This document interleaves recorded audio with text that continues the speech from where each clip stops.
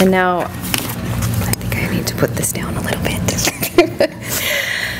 I have the honor of welcoming State Congressman Michael Ramon to the stage, or to the podium rather, little stage, but to the podium. He is Congressman of the 21st District of Delaware, and he is on, I will name them, committee assignments include Revenue and Finance Committee, Economic Development, Banking, Insurance, Commerce Committee, and House and Community Affairs Committee. Michael Ramon is a graduate of St. Mark's High School and the University of Delaware. Ramon is a small business owner with a brilliant record of leadership in business and community service. He has been a mentor and coach to thousands of children for the past 30 years. Michael Ramon has also served as the president of Greenville Hawkinson Rotary Club. Ramon is the founder and former owner of Ramon's Flower Shops, which I heard about while I was having dinner with them. He is the founder and owner of Delaware Swim and Fitness Center in Newcastle, which, by the way, he opens this up to several communities within the community. So the Boy Scouts of America, Special Olympics, local police officers, local fire companies for deep sea rescue training, PAL centers, area school and church teams. He has had significant contribution to revitalization of New Delaware Swim and Fitness Center in Pike Creek. He is the owner of Aquatic Management Systems, seasonally employs over 150 local youth. He is also former owner of Wilmington Florist Exchange, New Jersey Fitness Center, and Nichols Gilmore Funeral Home.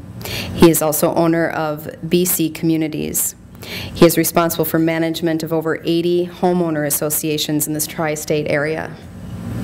Ramon is married to his wife, and he has 3 children, Brittany, Ross, and Nicholas. So thank you so much, and welcome, Congressman Ramon.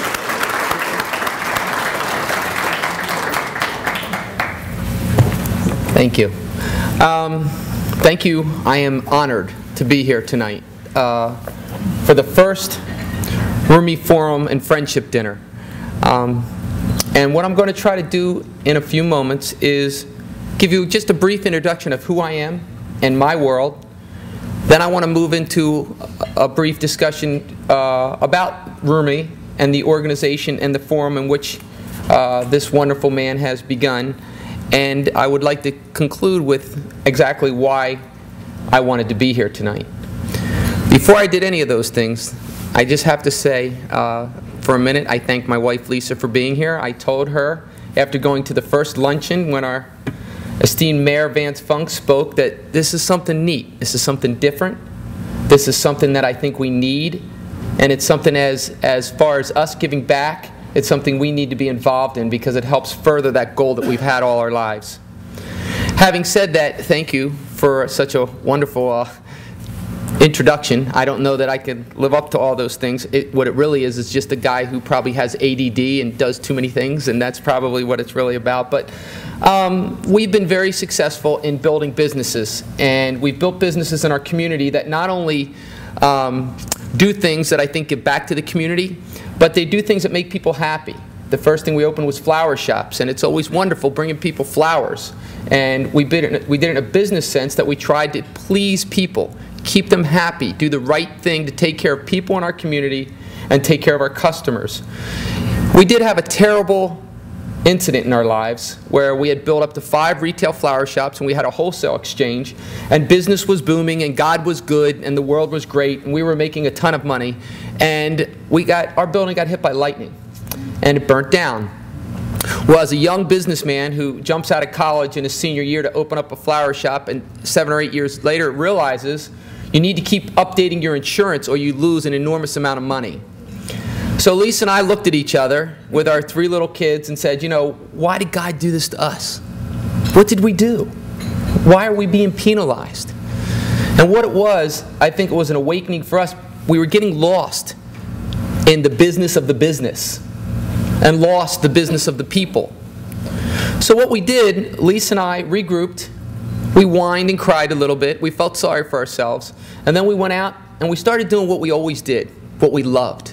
Lisa, what do I do well? You coach kids. That's your world. You teach kids how to swim. You make them smile. You give them a hug. You give them a high five, and they think that they're the king of the world. And that's what I like doing. So we went and we opened up a swim school at the Wilmington Aquatic Club. It grew, and it grew quickly. It grew to a point that it had a pool and a fitness center. So many people liked our pool, they asked us to run their pools. So we opened up a pool maintenance company. That did very well. That did so well that people who ran communities and we were running their pools said, well, will you run our whole community? So we ended up acquiring and growing a property management company. The only reason why I bring these things up isn't because, oh, Michael and Lisa are so great. It has nothing to do with greatness. It has nothing to do with skill. I'm not very intelligent. I am not an academia-oriented person. I'm what you call a people person. But what I believe is we were following a path of trying to do the right thing and please people. We were following the guidance of getting into a business or an industry because we enjoyed making people smile. We enjoyed taking care of the community. We enjoyed making children feel good about themselves. They were in physical shape. Their minds, their bodies were firing on every single gear because we were helping them be physically and mentally ready to face the world.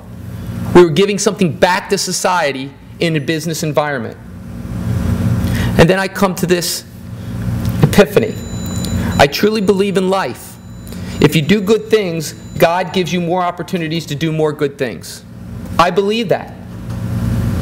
So as we're doing the best we can to touch children's lives, He opened up a lot of other homes that we got into with running pools. He opened up even more homes that we got into with running our fitness centers. He's opened up even more homes where we're running their communities. And Lisa and I looked at each other and said, Lisa, there's one thing I really need to do. And she said, what? I said, I want to run for politics. Some of our esteemed county council persons who are here are probably laughing because the story that a lot of you who don't know from the University of Delaware is I ran once to be a county council president to our current county exec, and I got killed. But today, I was just with Chris, our county executive, and we are good friends to this day, and he's a wonderful man and doing an awesome job. I then ran 2 more times to be a senator and lost in very close races, but lost twice. I then recently ran to be a state representative. I was fortunate enough to be successful. I don't know how many of you actually grasp all the politics, but there's the Republicans and there's the Democrats. And in the last election, I ran as a Republican, and it was kind of funny because the years the Republicans were winning, I couldn't win a darn thing, and the year that the Democrats clobbered them, I happened to win. I don't know what happened, but I do believe that there was a higher power at order. I believe that there was someone saying, you know, it's your time. It's time to help. What you can bring to the table is important. Whether it's your business experience, whether it's you're dealing with children, whether it's your tenaciousness to try to keep a budget and try to cut spending, or whether it's your ability to try to have people work together and be friends. Even though we don't agree, we don't have to be enemies. Those are the things you bring to the table. So hence, fast forward to a few weeks ago, months ago maybe, and Vance was speaking. And I got to listen to his speech. And there wasn't many people there, but what I heard was something about Vance that I identify with myself. It was a gentleman talking from in here rather than out of here and out of here. When you speak from your heart rather than think through with your brain, you normally say things that people are going to like to hear, and they'll want to be around people like that.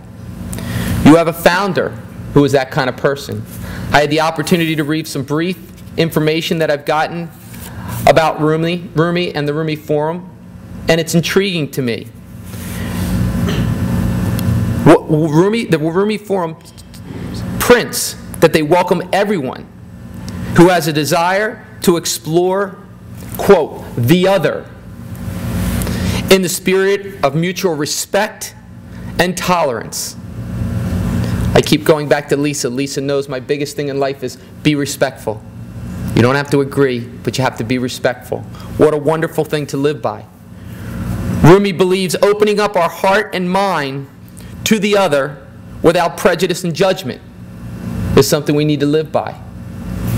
If every single elected official could live by that rule, how wonderful of a country would this be? How wonderful of a world would this be? Rumi was noted to be like a shining sun of truth and goodness